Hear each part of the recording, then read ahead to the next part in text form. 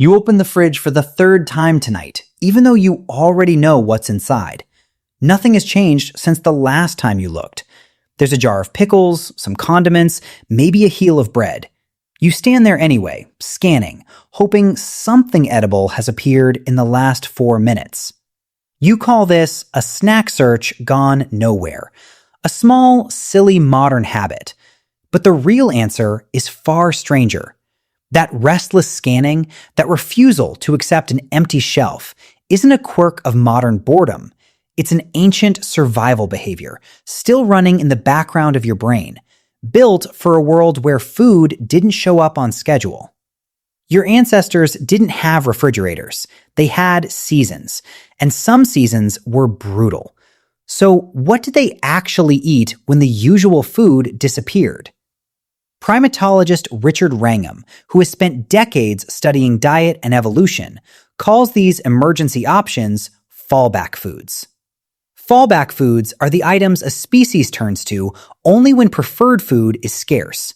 The stuff that's harder to chew, harder to digest, harder to find worth eating at all.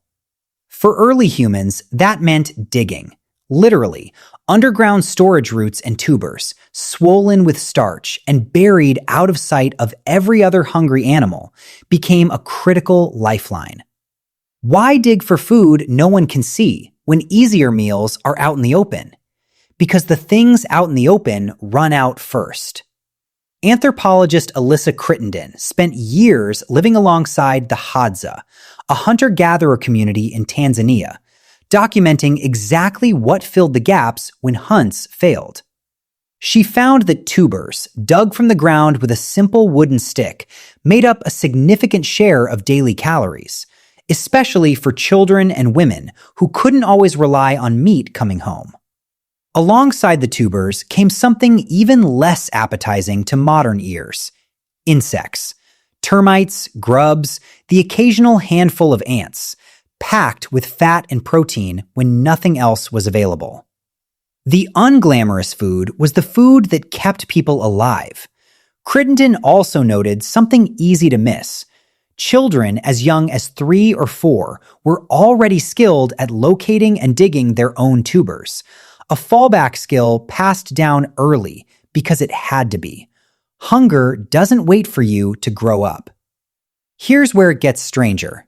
Even meat itself wasn't always meat in the way you picture it. Archaeologist Henry Bunn examined ancient bones from Olduvai Gorge and found deep cut marks layered directly on top of tooth marks left by other predators. Early humans weren't always the hunters in the story. Often, they were scavengers, arriving after a lion or a hyena had already eaten the obvious parts, and going straight for what was left behind. The marrow, locked inside the bone, cracked open with a simple stone. Fat-rich, calorie-dense, and ignored by animals without the tools to reach it. A predator with no hands has no way in. A human with a fist-sized rock does.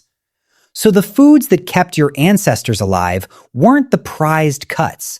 They were the leftovers nobody else could access. This is where the twist lands. You'd expect evolution to favor a taste for rare, perfect food. Instead, it favored a brain wired to crave fat and sugar above almost everything else, precisely because those calories were the ones hardest to guarantee. Scarcity didn't just shape what your ancestors ate. It shaped what your body still wants, right now, every single day. Which brings you back to that fridge. You live in a world where food rarely runs out. Shelves restock overnight. Delivery apps arrive in 20 minutes. And yet, the craving fires exactly the same way it did for someone staring at an empty horizon 10,000 years ago.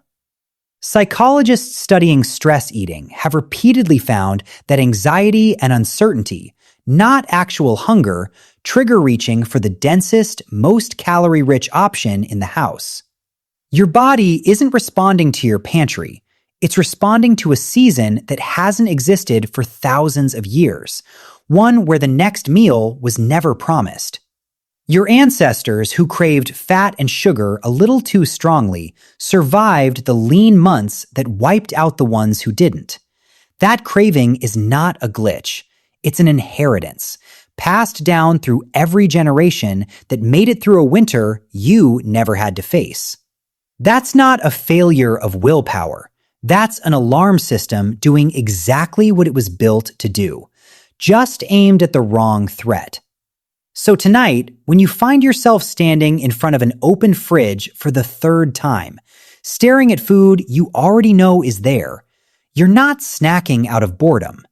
You're echoing a behavior that once meant the difference between making it to spring and not. The shelf isn't actually empty. Your ancestors just taught you to never quite trust that it'll stay full. You'll close the fridge for the third time tonight. But somewhere underneath that small, ordinary moment, a much older question is still being asked. Will there be enough?